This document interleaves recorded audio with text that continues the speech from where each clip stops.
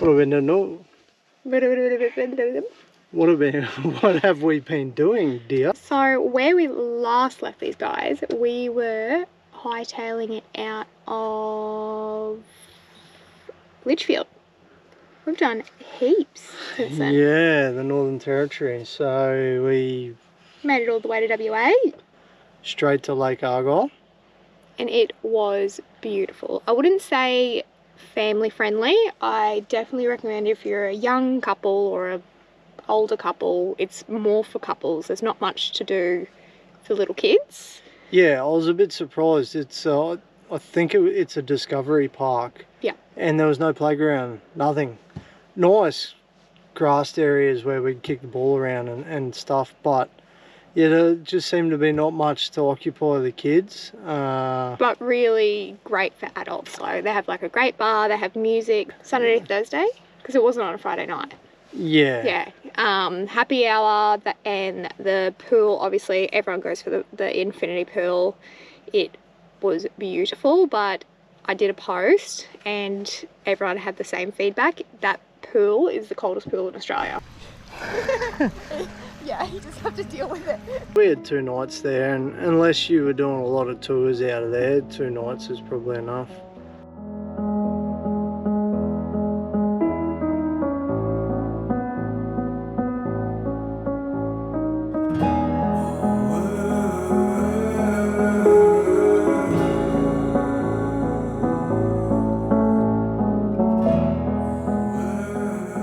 Got my little helper here.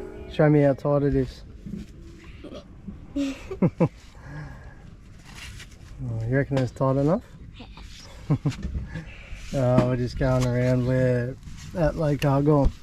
We're just going around. We're going to check all the wheel nuts, all the suspension bolts and stuff on the car. And then we're going to do on the same on the caravan. We'll also grease up all the suspension and get everything right. We hit the Gibb tomorrow, so we'll make sure everything's intact and gives us the best opportunity to get through without any damage.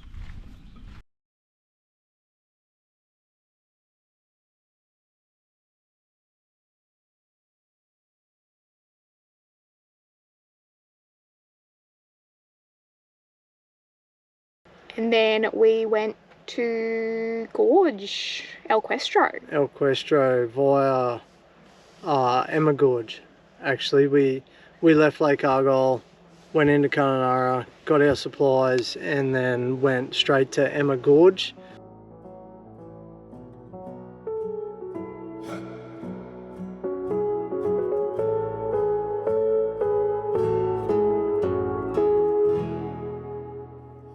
I still think Amalia Gorge is my favourite so far. Definitely my favourite. Yeah. What I found though, that all the signs don't say how hard things are, or like for all the gorges. Well, some of them, they do. I don't know, the rating seems to be, they say it's like a level 3 walk, but it's actually more like level 4 or 5. But then some of them say they're a level 5 and they're like a level 2. That we think, yeah. Our rating. But Amalia Gorge was our first gorge walk, and it was quite difficult, I would say. Yeah, it was tricky.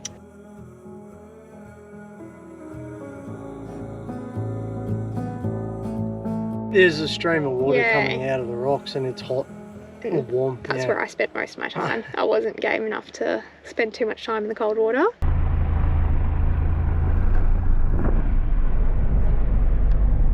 El Questro, here we come.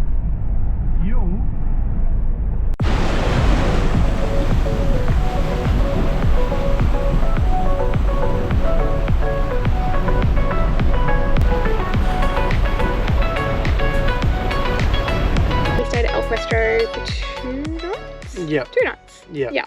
So a couple of things were closed just because they've had such a big wet season this year.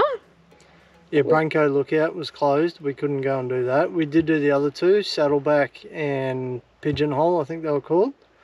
Both were good in their own way. One has a river view, the other one is more just sort of mountain ranges and stuff. Both really nice. One a little bit easier to get to than the other.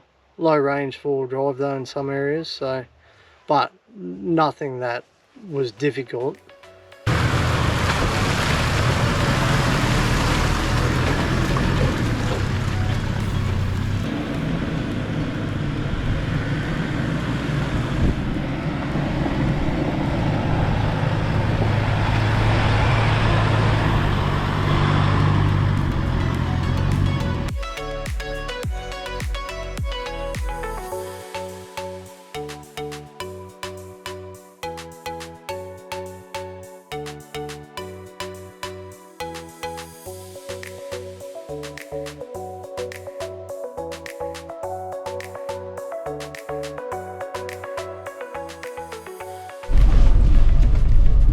Checking out the hill descent control in the 79 actually works so good. We just came up to, which one's this? Is this Saddleback Ridge lookout, I think, at El Questro? For those that have done it, it's quite steep, it's a low range all the way to get up, and coming back down, it's a good opportunity. I've been using the hill descent control, and it's it just works so good. The car's just wheeling itself down the hill. We did Zeppity Springs, so our top tip is be there before the gate opens at 7 AM.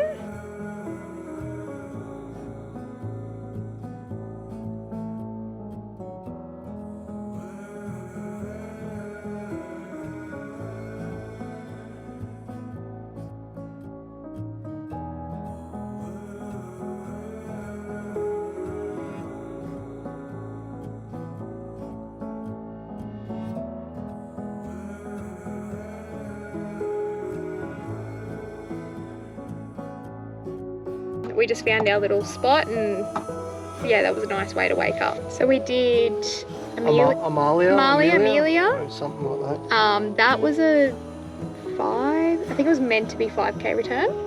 Yeah, we didn't get all the way. There's one section you got to climb around. There's chains there. You sort of climb around a ledge, but then it goes up a bit further. There's another ledge and stuff. And there's no chains there. There's no chains on that one. And I went up and had a look, and we made the call that it wasn't for us with the little fella. So we went as far as the first 2 pools, and then we went back. Everyone was swimming in the bottom pool anyway. But still, that was beautiful. You can jump off the rock there. Yeah, there's a rock there that you can jump off. Shut up and sit down.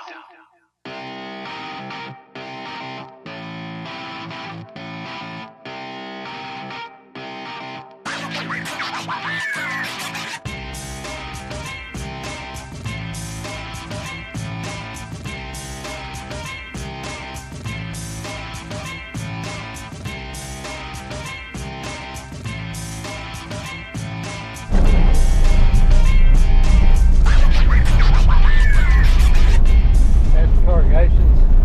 It's not too bad. The old 79 shakedown.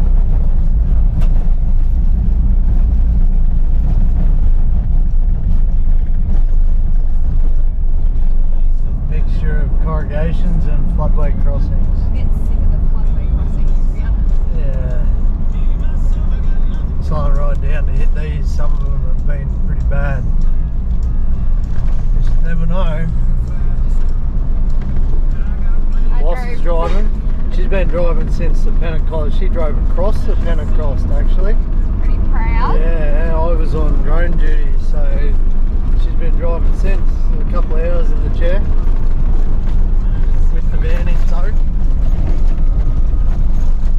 Happy days. We left El Questro, went to Ellenbray for scones. Oh yeah, we did that. I forgot about that. Might have Paid $6 for a scone, but they were worth it. They were really good. Yeah. We got two each, and honestly, it was probably too much for us. I regretted it because I was like, by the end of the second one, I was like, oh, this is a lot. They're big scones, like. Yeah. Kobe had one. He smashed one. Ellenbray was only a pit stop for scones, so we went from El Questro to Drysdale in one day. Drysdale. $40 a night unpowered, basically just drive in and park wherever you want. They've got air and water fill up over there, and fuel. Shop's open 8 AM to 5 PM every day. That's it. From Drysdale we went to Mitchell. Falls, yeah. King Edward River Camp, so we stayed there, which is, I think it was only 8k off the main road.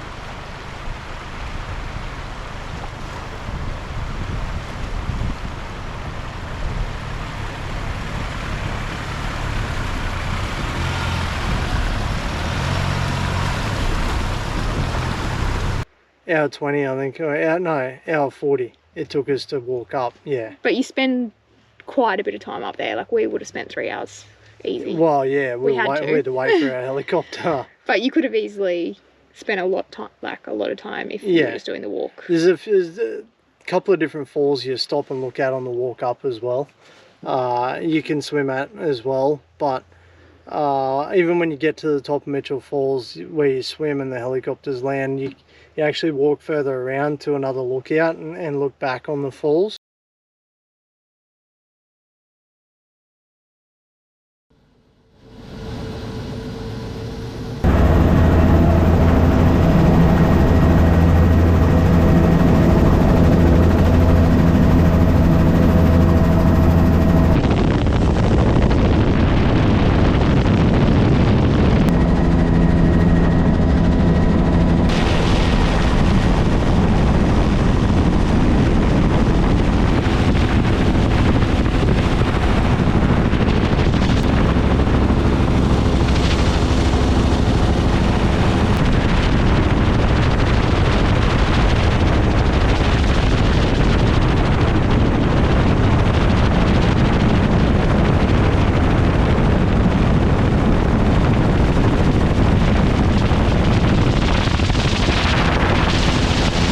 We were tossing up, we couldn't decide. Honeymoon Bay, McGowan's, Honeymoon Bay, we didn't really know.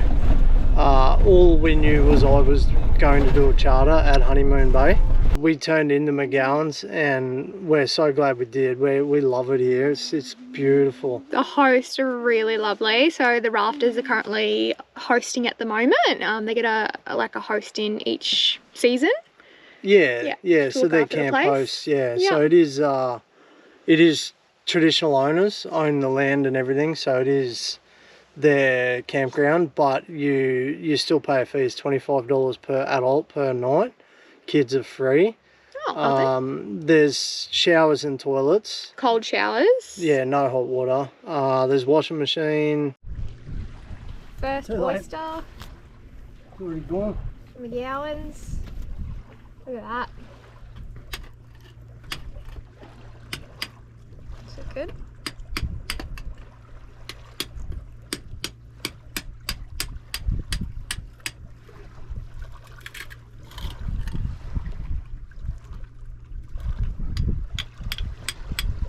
Wow. That's beautiful. See, inside they just look like that on the rock. Inside that.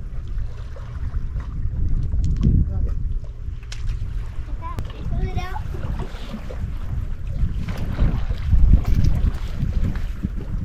Out. This is what they look like. Oh. Hmm? Here, look. On the side of the rock. It just looks like a rock. But it's just out. Yeah. You use that to just Henry. Are they like clean? Dad, the bit that you eat got stuck in there. They grow on the side of rocks. So tell us about your fishing trip, love. That I didn't get to go on. So good. It was $270. 4 hours. It was a bit more than 4 hours, but yeah, I think they say 4 hours.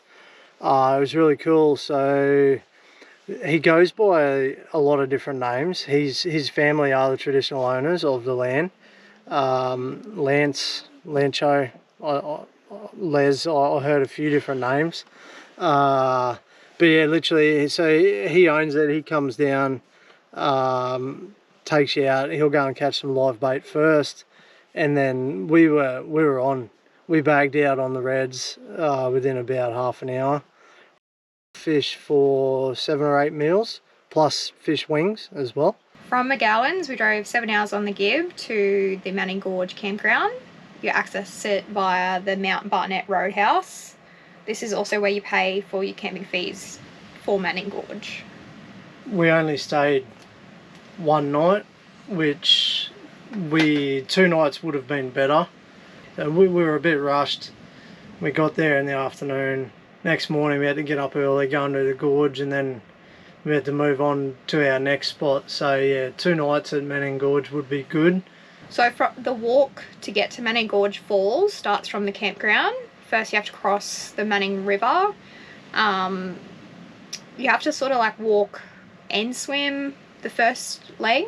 So to get to the gorge you have to hike 3 kilometers. The gorge itself is huge. You can actually walk all the way up to the top of the waterfall, and some people were brave enough to jump right off the top of the waterfall. But it was a really, really good spot to swim. Huge. So after our night there, we headed to a free camp. Yeah, it's a free camp. I think it's Leopard Creek Crossing or something. It's just like literally off the highway, off the Gibb River Road. So from the turnoff into Tunnel Creek itself, which we did the next day, was 56 kilometres. The tunnel itself is a 750 metre walk into it. Yeah, it was definitely an experience. Something that I'm glad I've done. I probably wouldn't do it again. It's cold, it's dark.